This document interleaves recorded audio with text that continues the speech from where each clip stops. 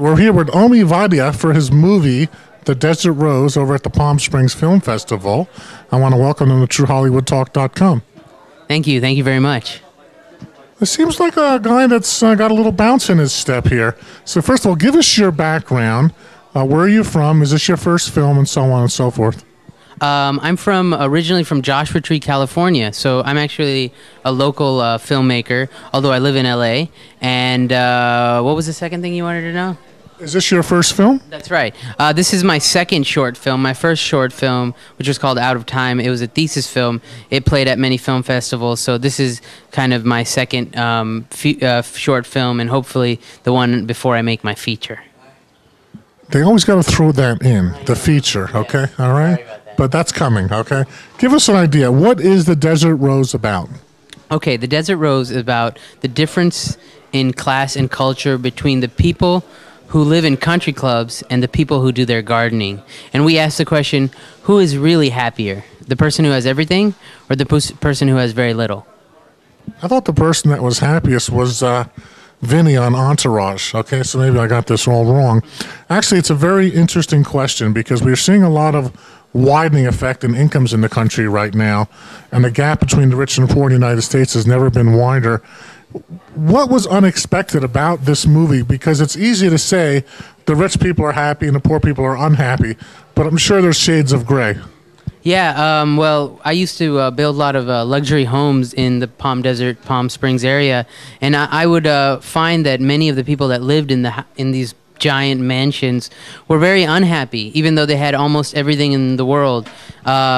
They didn't really have anything to do all day, and they complained a lot, and usually they were alone with their husband, but they didn't really have very many friends, or they just didn't really have any more meaning in life because they didn't have to earn any more money, and they had just kind of quit and started thinking about interior design and how their house looked and how it compared to other people's houses and how they dressed and all these small little things that don't really matter in the end. So basically I saw that problem, and I saw how they were unable to connect to the people that they would deal with every day, their maids, their gardeners, and even though they coexisted in the same place, they were unable to talk or even just see each other as people equal with respect.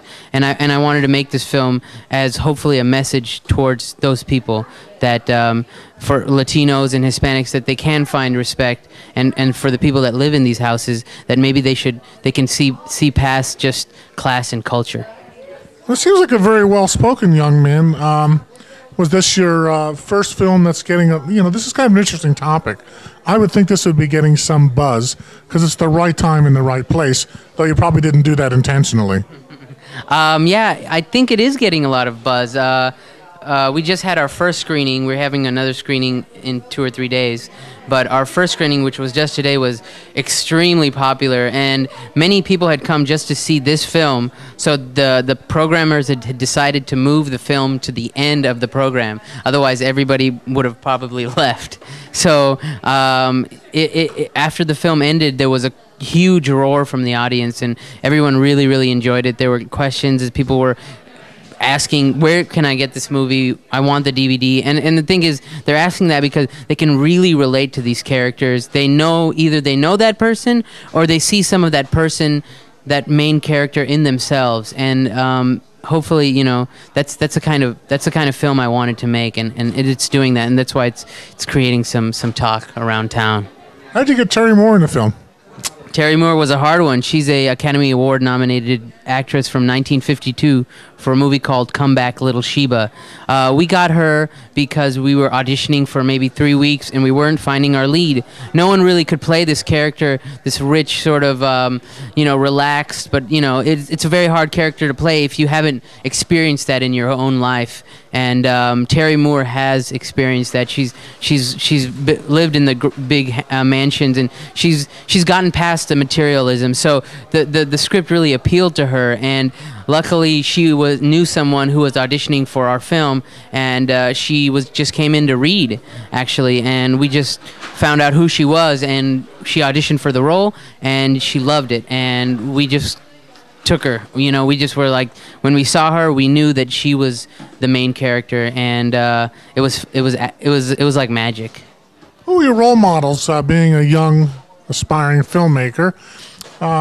Growing up, who did you look to for like, wow, I want to be like that person someday? Yeah, that's a good question. Many filmmakers look up to filmmakers, but I really looked up to the people that kind of changed our country and other countries. Like Martin Luther King was a big influence because films are entertainment, but the films that I want to make, they change the way people think, and the real leaders of our country and other countries like Mahatma Gandhi in India, they really changed the way that people thought about themselves, and they said, you know what, I do have power in myself, and I am important, and they brought importance to all these people who didn't have any power, or they didn't even feel like they did. I hate to ask this question because it's Los Angeles, but how old a fella are you? How old? I am 20 years old, but no, I'm 20. I'm 25 years old. But I feel like I started young making films, probably around 15. So, like I'd average, what equivalent of a 32-year-old film director, even though I'm young. So can I get like a cameo in your next film? Sure. Okay, all right. Because do you know anyone? No. I know a few people. Oh, okay. Cool. I know people that know people. Oh, okay. Well, then, all right. I don't know. There's something likable about this young man. I just think that he's obviously a rising filmmaker, and I think part of TrueHollywoodTalk.com is, in all due respects, we're not really interested in whether Nicole Richie opened the car door today. Okay, we're interested in finding these filmmakers that are doing really good work, and I think that we have somebody here. How long is the film, and what did you shoot it on? The film is 24 minutes long, and we shot it on HD, full HD, which with one of the newest cameras. So it looks really, really good. Now, HD shows every wrinkle. I know a lot of the actors are very concerned about this HD because it's really hard to hide your age.